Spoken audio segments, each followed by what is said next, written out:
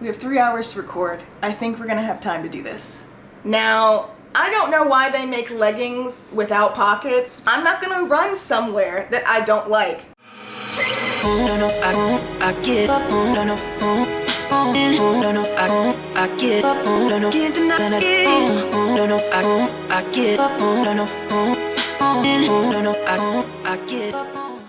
Hey everyone, welcome back to my channel. My name is Desi. You're watching my channel, Desi Ventures.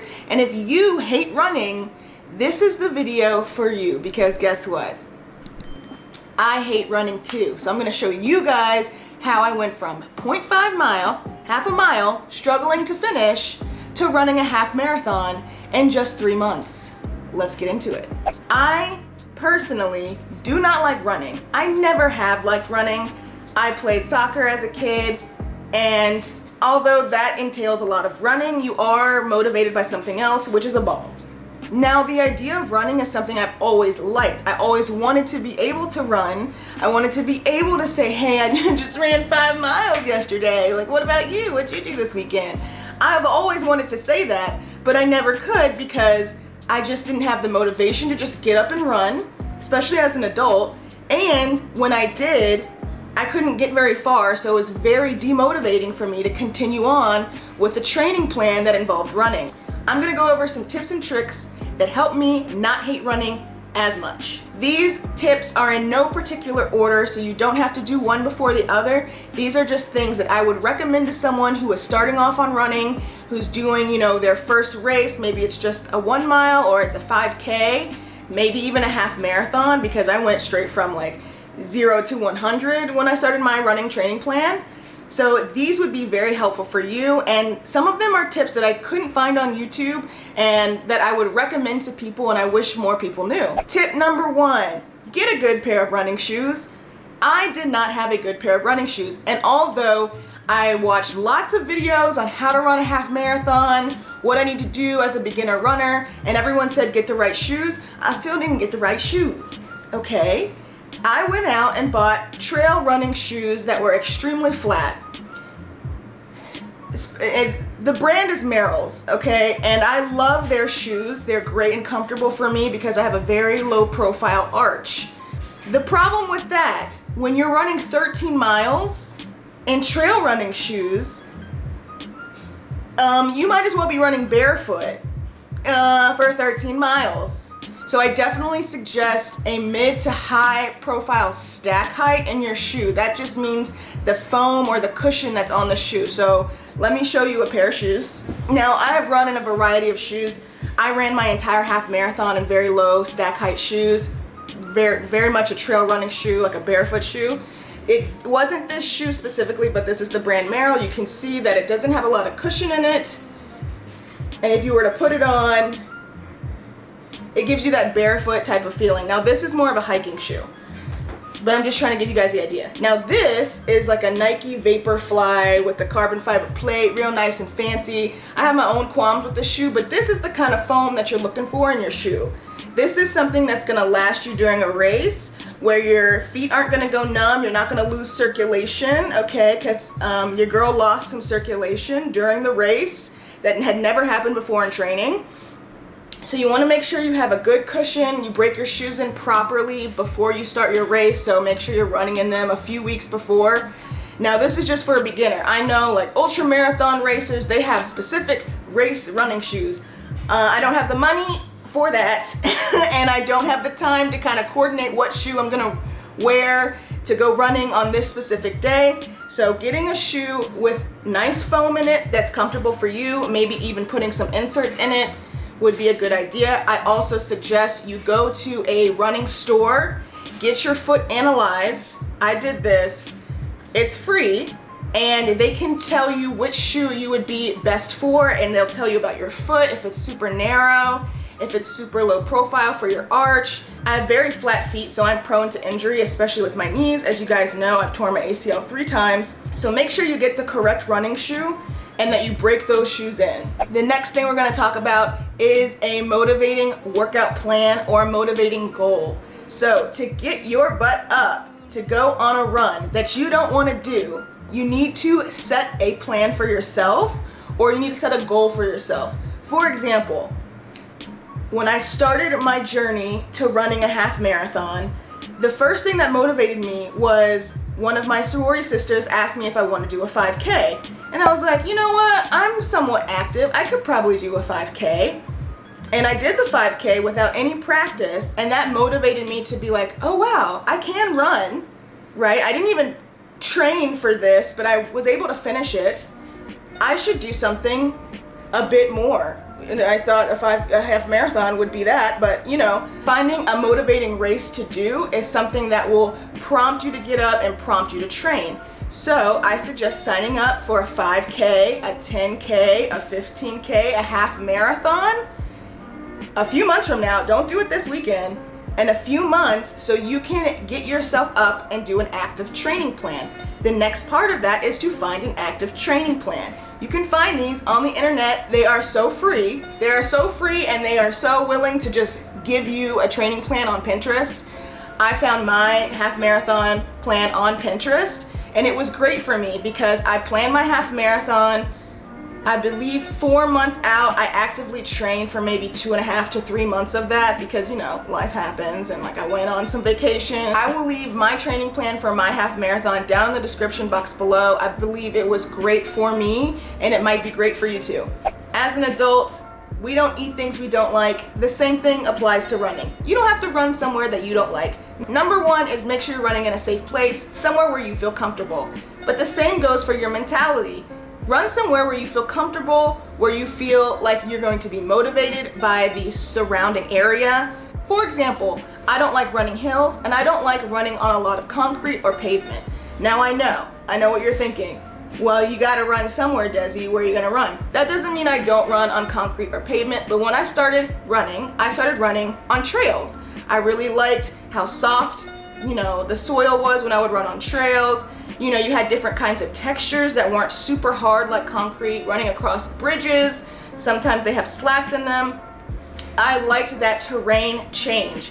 I also like running in places where it's extremely scenic. So luckily I live in a city that has a river running right through it. So where am I gonna gravitate to? I'm gonna gravitate towards somewhere where I can get lost in the scenery and not think about how I can't breathe right now because I've been running for 5 miles straight. I definitely suggest this. No one recommended this to me as, you know, go somewhere scenic to run. But I definitely suggest it. It helps your mind. It makes the run way easier, in my opinion, because you get to look, you know, at some scenic views, and then you stop thinking about your progress on the run and where you're at and how you're not doing good enough, or are you doing good enough. To me, that is the savior of all things when it comes to running, is running somewhere that you like, that you're comfortable in, and that is scenic, right? Don't run hills every single day if you don't like running hills and you have to stop every single time. It's gonna be extremely demotivating for you. Run somewhere that you like to run. Another tip that you would think would just come naturally, breathing. Finding a good breathing rhythm when you run. Now this is gonna take some time. I found this tip on YouTube, and I'll try and find the video where the instructor or the person that was hosting the video suggested after you reach, you know, half a mile to a mile and you're running, take 1 minute to breathe in through your nose and out through your mouth for 1 minute straight, and it kind of resets the breathing rhythm that you have. I really like this tip. I started doing this because after I would reach, you know, some milestones in my running where it's like, okay, I'm running at 2 miles, but I got to 1 mile, and now my breathing's starting to get kind of erratic.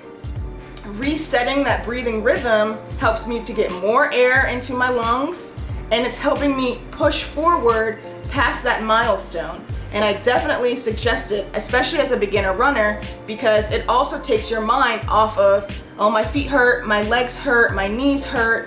You're focusing on your breathing right now, so your mind can't necessarily focus on anything else that's happening to you.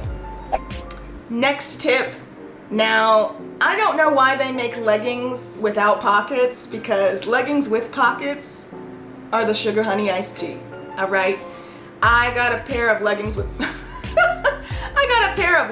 pockets, maybe halfway, no, I think at the start of my half marathon, and I can't buy leggings without pockets anymore. It's just too convenient. I need stuff to carry my keys in. I need my phone. Let's say I need a bottle of water. You can fit a bottle of water in a pair of legging pocket pants, okay? They're nice and stretchy, and it's preventing me from like holding things in my hand because I don't need to be distracted by my keys jingling in my hands or dropping my water bottle or possibly dropping my phone. Everything's in my pockets, my hands are free, and I really do think that's important so you're not distracted while you're running. Also, when it comes to activewear, make sure you wear leggings that don't roll down. You know, I like to hike mine up over my stomach, and sometimes when I run, they start rolling down, then I start fidgeting, I have to pull them back up. That's distracting me from my run. Also, chafing. Make sure you wear good quality activewear clothes that aren't going to make you feel uncomfortable and are going to make you chafe, that kind of cut off circulation. Make sure they're comfortable for you to wear. I definitely suggest a few brands, and I'll link those down below. Some you can get on Amazon, and then at Marshall's they have a great range and selection of activewear that's at an affordable price. This next tip is a big one. Time versus distance, not both. I suggest focusing on one or the other. So I've been running for what seems like almost an hour, thinking I got this 4 miles. Definitely in the bag because it definitely feels like I ran 4 miles. So I stop because I'm at a dead end, and I look at my watch and I've gone 2.5.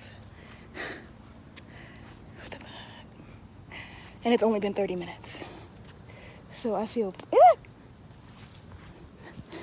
but look how cute, pretty it is. It's so pretty. When I started my training plan, it was, okay, I need to run 1 mile today. That's all I'm focused on, is the distance. I need to run 1 mile. I'm just gonna focus on the distance. Now, when I got to around running 7 miles in my training plan, which is about halfway through it, I started focusing on, okay, I need to run for at least 2 hours today. Let's see where I get to. I personally wouldn't suggest someone who's starting to begin their running journey to focus on how fast I'm going to do this mile, how fast can I run 2 miles. That can be extremely demotivating if you don't meet that goal. I would just focus on the distance. Today I'm running 4 miles. I'm gonna run it at the pace that my body feels comfortable running it at. The time means nothing to me at that point. I remember when I finally hit 4 miles, I could care less that it took me 1 hour to finish. I just ran 4 miles straight. I didn't stop. I ran at a sloth's pace, but I finished my goal. So I definitely suggest pick one or the other. Pick time as far as I'm gonna be running for 20 minutes today. I'm gonna see how far I get, or pick distance. I'm gonna run for 2 miles and I don't care what time I finish. The next thing we're gonna talk about is running during your run. Yeah, running during your run, well, you should be running all of it. Yes, but I do think that you should stop, hydrate yourself, and stretch. It's something I didn't do during my training plan until I reached like the 7 to 8 mile weeks. And it really helps because once you start getting really high up in your mileage, now 5 to 8 miles is very high for me, you need to stop and you need to stretch your legs. You need to do a couple of squats. You need to stretch your quads. You need to stretch your hamstrings, and you need to drink water. You need to take breaks to drink water. I was running 8 miles and I wasn't drinking any water. Huh? What's wrong with me? That is terrible. That's a terrible technique to follow. I suggest getting a hydration pack or taking a water bottle with you on your run, starting from like 0 miles to however many miles to hydrate your body. The last thing you want is to be passed out on the sidewalk because you overexerted yourself.